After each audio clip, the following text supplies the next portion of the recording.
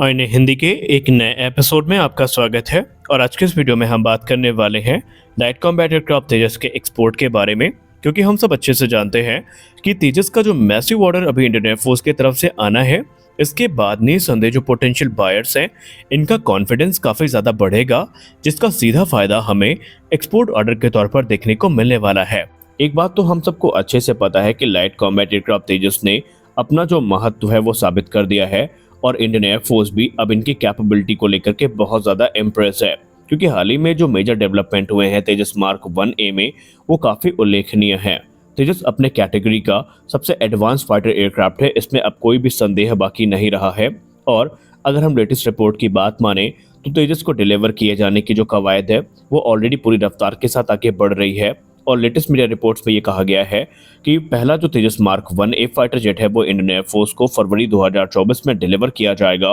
वहीं मार्च 2024 तक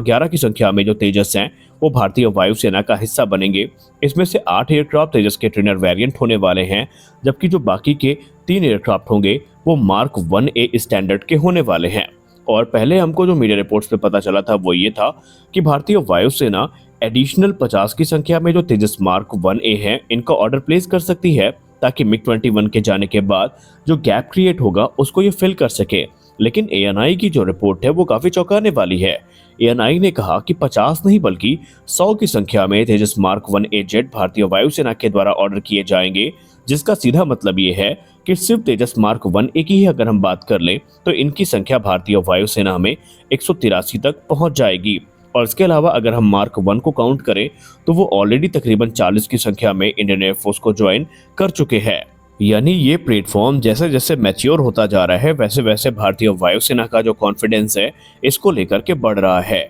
अच्छा, अगर हम इसके दूसरी साइड की बात करें तो इसका सिर्फ जो फायदा है ये भारतीय वायुसेना को नहीं मिलेगा, बल्कि जो भारत में अभी ये जो एयरक्राफ्ट को एक्सपोर्ट करने की तैयारियां शुरू करी गई हैं इसको भी एक मेजर बूस्ट मिलेगा। क्योंकि जो पोटेंशियल बायर्स हैं उनका भी कॉन्फिडेंस काफ़ी इंक्रीज होगा कि जो यूजर एयरफोर्स है अगर इनका बड़ा ऑर्डर प्लेस कर रही है तो जाहिर सी बात है कि ये एयरक्राफ्ट काफ़ी कैपेबल है। और इसी सिलसिले में आज एक मेजर डेवलपमेंट देखा गया है तेजस प्रोग्राम में, जो कि अर्जेंटीना के संदर्भ में है। हम सब जानते हैं कि अर्जेंटीना इस समय अपने लिए लाइट कॉम्बैट एयरक्राफ्ट की तलाश में है जो कि सुपरसोनिक होने चाहिए, और उनमें बियॉन्ड विजुअल रेंज और विद इन विजुअल रेंज की जो कॉम्बैट कैपेबिलिटी है वो भी काफ़ी पुख्ता होनी चाहिए। और इसमें जो प्रबल दावेदार हैं इस समय 3 एयरक्राफ्ट हैं। पहला है JF-17 थंडर जो कि चाइना का है, दूसरा है भारत का लाइट कॉम्बैट एयरक्राफ्ट तेजस, और तीसरा है F-16 जो कि यूज्ड एयरक्राफ्ट है। अब अगर हम बात करें अर्जेंटीना के एयरफोर्स की तो इनका डेलीगेशन ऑलरेडी JF-17 थंडर का इंस्पेक्शन कर चुका है,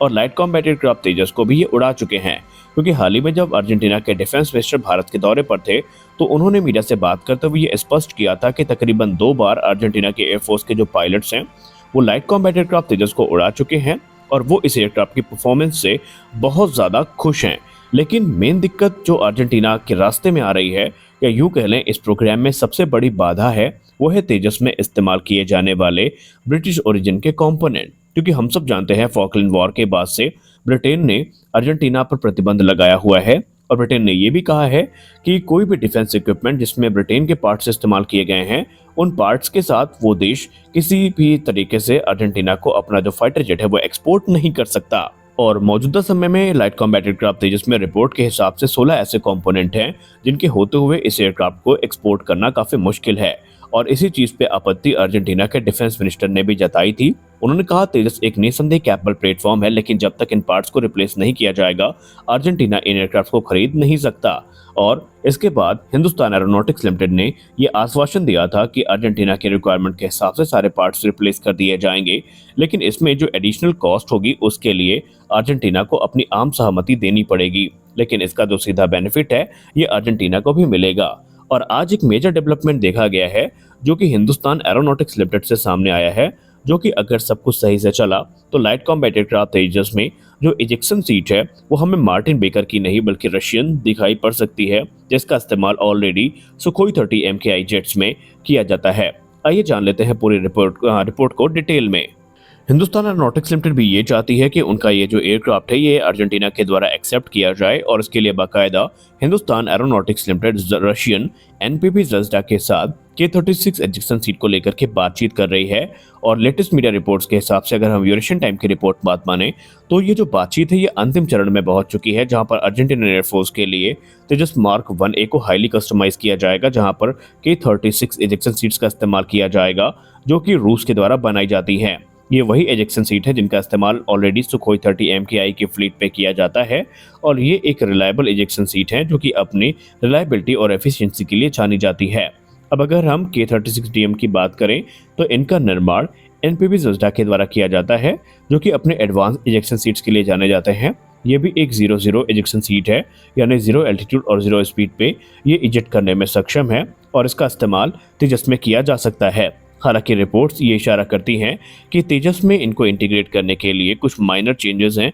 जो करने पड़ेंगे, लेकिन तेजस इनको एकोमोडेट कर सकता है। हिंदुस्तान एरोनॉटिक्स लिमिटेड इस समय एडी चोटी का जोर लगा रही है कि अर्जेंटीना के रिक्वायरमेंट के आधार पे जो ब्रिटिश मेड कंपोनेंट्स हैं उनको रिप्लेस किया जा सके और इसमें जो पहला चरण है वो होगा मार्टिन बेकर की जो इजेक्शन सीट्स हैं उनको रिप्लेस करना, क्योंकि हमने पहले भी आपको कारण बताया है कि हिंदुस्तान एरोनॉटिक्स लिमिटेड ऐसा क्यों कर रही है। वही अगर हम चाइना की बात करें तो चीन अपने जेव-17 थंडर में भी यही काम कर रहा है, वो भी रशियन इजेक्शन सीट की तरफ जा रहा है ताकि ये जो एयरक्राफ्ट है ये अर्जेंटीना के द्वारा एक्सेप्ट किए जा सकें। लेकिन अगर हम कंपटीशन की बात करें तो तेजस मार्क 1A में बहुत सारे मेजर इंप्रूवमेंट्स किए गए हैं और हिंदुस्तान एरोनॉटिक्स लिमिटेड ने तो ये भी कहा है कि जितने भी मेजर और माइनस ब्रिटिश ओरिजिन के कंपोनेंट्स हैं और इक्विपमेंट्स हैं सारे रिप्लेस कर दिए जाएंगे। लेकिन इसमें जो कॉस्ट है वो थोड़ा हाई हो सकती है, लेकिन बाद में उसको मैनेज कर लिया जाएगा। अब सबसे खास बात यहाँ पर ये है कि जो रिफ्यूलिंग प्रोब है और नोज कोन है इसको लेकर के भी हिंदुस्तान एरोनॉटिक्स लिमिटेड काफ़ी सक्रिय दिखाई पड़ी है